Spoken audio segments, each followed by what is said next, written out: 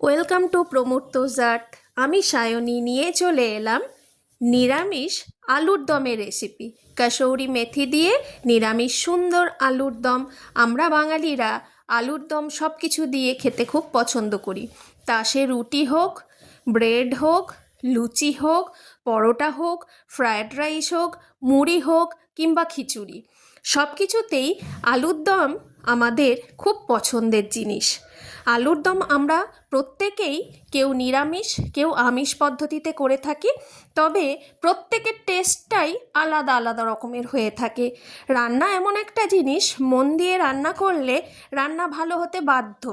আর ধৈর্য ধৈর্য নিয়ে রান্না করতে হবে। আমি যখন আগে রান্না করতাম ছোটোবেলায়, ক্লাস 10, 11, 12-এর পর যখন শখ করে কোনো কিছু করতাম, আমার ছিল ধর তক্তা মার পেরেক, অর্থাৎ খুব তাড়াহুড়ো করে রান্না করতাম এবং যার জন্য খুব যে টেস্টি হতো তা না। পরবর্তীকালে শিখেছি ধৈর্যের পরীক্ষা দেওয়া হচ্ছে সব কিছুতেই প্রয়োজন, সে রান্না হোক, সে পড়াশোনা হোক, সে চাকরি জীবন হোক বা সব কিছুতেই।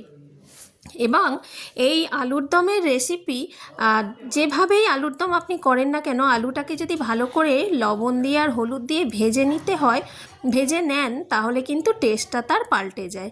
আমি প্রথমে আলুগুলোকে ভেজে নিয়েছিলাম, আলুগুলো ডুমো ডুমো করে কেটেছিলাম। আমি সিদ্ধ আলু দিয়ে আলুর দম করতে খুব একটা পছন্দ করি না। আলুগুলো চন্দ্রমুখী আলু আমাদের বাড়িতে ইউজ করা হয়, তো তাই চন্দ্রমুখী আলুকে ভালো করে কেটে ধুয়ে নিয়ে নুন দিয়ে আর হলুদ দিয়ে ভালো করে ভেজে নিলাম। অল্প তেল দিয়ে ভেজে চাপা দিয়ে দিয়ে ভেজে তুলে রেখেছিলাম। আর এদিকে জিরে ফোড়ন দিয়েছি, শুকনো লঙ্কা তেজপাতা দিয়ে, তার মধ্যে গোটা গরম মশলা দিয়ে, তার মধ্যে সমস্ত মশলাগুলো দিয়ে নিতে হবে। যেহেতু আলু ভালো করে ভাজা আছে, সব মশলাগুলো, হলুদ গুঁড়ো, জিরে গুঁড়ো, লঙ্কার গুঁড়ো, কাশ্মীরি লঙ্কার গুঁড়ো, সব মশলাগুলো দিলাম। আর টমেটো, বেশি করে টমেটো, বড় টমেটোকে ভালো করে পেস্ট করে নিলাম, নিয়ে বড় টমেটো আদা পেস্ট করে নিয়ে সেটা দিয়েছি। আর মটরশুঁটি দিয়েছি, দিয়ে ভালো করে গ্রেভিটা যখন হয়ে যাবে, তেল ছেড়ে দেবে, অল্প জল দিয়ে তেল ছাড়িয়ে নিতে হবে। তেল যখন ছেড়ে দেবে, যখন ভাজা ভাজা ভাজা গন্ধ উঠে যাবে, কাঁচা গন্ধ চলে যাবে, তখন আলুগুলো দিয়ে আবার ভালো করে কষাতে হবে। অল্প একটু চিনির দানাও দিয়ে দেবেন, তাহলে কালারটা তখনই খুব সুন্দর চলে আসবে। যেহেতু কাশ্মীরি লঙ্কার গুঁড়ো দেওয়া আছে অল্প পরিমাণে, তাই কালারটা ভালোই এসেছে। ভাজা হয়ে যাওয়ার পর গরম জল মেশাবেন, এমনি জল দেবেন না, গরম জল দিয়ে একটু ধৈর্য ধরে চাপা দিয়ে রান্নাটা করতে হবে। কারণ দেখুন, আলু সিদ্ধ প্রায় হয়েই এসেছে। কারণ এই রান্নাতে আলু যেহেতু কুকারে দিচ্ছি না এবং অনেকটা বড় সাইজেরই আলু আছে, তাই এটা চাপা দিয়ে করতে হবে। কাসৌরি মেথিটা দিয়েছিলাম যখন মশলাগুলো কষাচ্ছিলাম তখনই। এরপর ভাজা মশলা আর ঘি সহযোগে এই রান্না অমৃত, সত্যি খুব সুন্দর লাগে। জলটা কিছুটা কমে এলে, একদম ড্রাই করে নেবেন না, তাহলে আলু কিছুটা জল টেনে নেয় এবং তখন তাহলে একদম শুকনো শুকনো লাগবে। তাই জলটা কিছুটা কমে এলে আন্দাজ বুঝে তখন কমিয়ে দিতে হবে গ্যাস। এবং যদি আলু খুব স্মুথলি কাটা যায়, তখন এটা বোঝা যাবে যে সিদ্ধ হয়ে গেছে এবং তার সঙ্গে সঙ্গে এটাকে নামিয়ে দিতে হবে।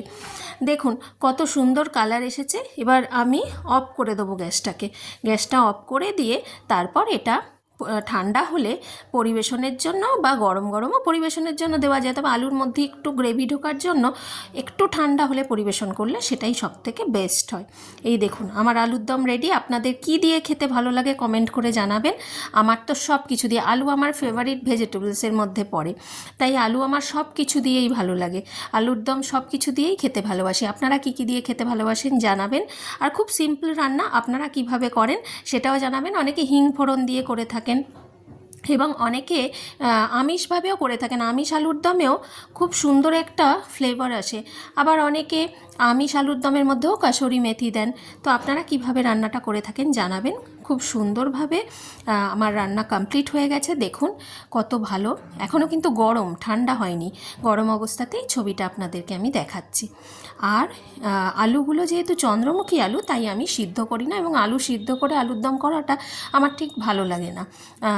জ্যোতি আলু দিয়ে করলে তো আলু সিদ্ধ করেই নিতে হবে, তাই সেক্ষেত্রে আলুটাকে একটু শক্ত সিদ্ধ করতে হয়, না হলে আবার আলুর দম করতে গেলে ঘেটে যায়, তখন মশলাটা ভালো কষানো যায় না, তার আগেই আলু ঘেটে গিয়ে একটা কাঁচা গন্ধ ছাড়ে।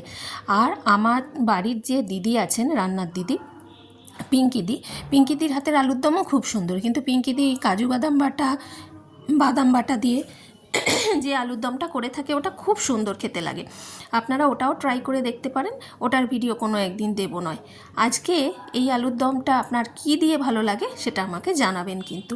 খুব ভালো থাকবেন সবাই, আবার দেখা হবে পরবর্তী ভিডিওতে। প্রমোট তোজ আর্ট প্লিজ সাবস্ক্রাইব করে রাখুন।